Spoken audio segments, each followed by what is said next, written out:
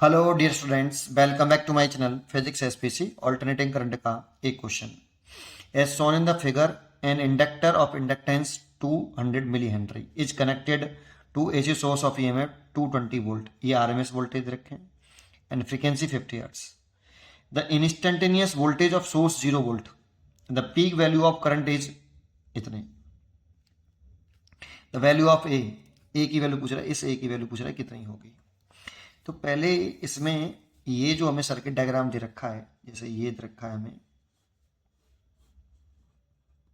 इसमें इस सोर्स की जो रूट मीन स्क्वायर वोल्टेज है VRMS, ये हमें दे रखे हैं 220 वोल्ट और फ्रीक्वेंसी दे रखी है 50 हर्ट्ज और L सेल्फ इंडक्टेंस रखा है 2 मिली हेनरी। यहां से आप XL निकाल सकते हो बेटा। XL इज इक्वल टू लिख सकते हो आप L इंटू ओमेगा। L है 200 मिली हेनरी में, तो इसे हेनरी में चेंज कर लो, मिली हेनरी तो हेनरी में बदल लो। ओमेगा 2 पाई एफ होता है, 200 इंटू 10⁻³ इंटू 2 पाई और एफ की वैल्यू 50। इसे पाई में ही रहने दो, देखो यहाँ पे भी कुछ पाई है ना, तभी पाई में रहने दो तो 100 हो जाएगा ये। तो ये हो जाएगा 200 इंटू 100 इंटू 10⁻³ इंटू पाई। तो देखो ये इससे 1 2 3 कट गया तो 20 पाई, इतने ओम आ गया ये आपका। ये इंडक्टिव रिएक्टेंस आ गया XL। अच्छा, इसमें बहुत से बच्चों को कंफ्यूज हो जाता है इससे 0 वोल्ट से। देखो ये मान लो कि इसका जो टाइम डिपेंडेंट, ये तो वर्चुअल वोल्टेज है, मान लो इसका टाइम डिपेंडेंट वोल्टेज कुछ होगा, टाइम डिपेंडेंट करंट कुछ है, मान लो IT is equal to I0 sin omega t, let कर लेता हूँ। तो टाइम डिपेंडेंट वोल्टेज होगा वो करंट का, और इसमें वोल्टेज के साथ फेज रिलेशन होता है बेटा, वोल्टेज लीड करता है 90 डिग्री, है ना। तो जो टाइम डिपेंडेंट वोल्टेज आएगा इंडक्टर के क्रॉस, ये आएगा I0 XL। मैं इसका मतलब बता रहा हूँ बस, केवल क्वेश्चन का पार्ट नहीं है ये, वैसे जरूरत नहीं थी इसकी, फिर भी कंफ्यूज करता है बहुत से बच्चों को। तो साइन ओमेगा टी, अब इसका जो फेज है वोल्टेज का, वो करंट के फेज से 90 डिग्री आगे है, आगे है, तो इसलिए इसका फेज ओमेगा टी, तो 90 डिग्री आगे कर लो, ये ऐसे, ये हो गया। अब इसका जो ग्राफ बनेगा I0 XL, ये कॉस ओमेगा टी हो गया। तो इसके जो ग्राफ बनते हैं ना, करंट का बनेगा साइनसोडल ऐसे, ये तो करंट का हो गया, साइन का ग्राफ है। और वोल्टेज का बनेगा कॉस का ग्राफ, तो कुछ यहाँ से शुरू होगा और यहाँ पे जाके 0 जहाँ ये मैक्सिमम होगा वहाँ ऐसे, फिर यहाँ मैक्सिमम होगा ये ऐसे, फिर यहाँ 0 होगा, फिर यहाँ मैक्सिमम होगा।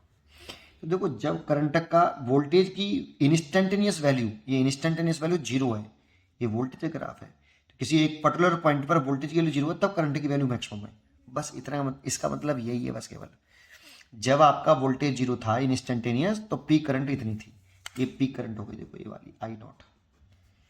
बस इसका मतलब यही है और कोई मतलब नहीं है इसका। ठीक है, अपने मेन क्वेश्चन पर आते हैं, इसका कोई मतलब नहीं, फालतू में दे रखा है कंफ्यूज करने के लिए। अब VRMS दे रखा है, तो देखो IRMS इज इक्वल टू क्या होता है, VRMS अपॉन Z होता है, लेकिन इस सर्किट का Z XL होगा क्योंकि इसमें केवल XL है। तो IRMS की वैल्यू हमें यहाँ नहीं दे रखी, लेकिन I0/√2 होता है, और VRMS हमें दे रखा है 220 वोल्ट, और Z है आपका XL। अब I0 हमें दे रखा है यहाँ पे कितना, ये रहा, पीक वैल्यू दे रखी है ये रही।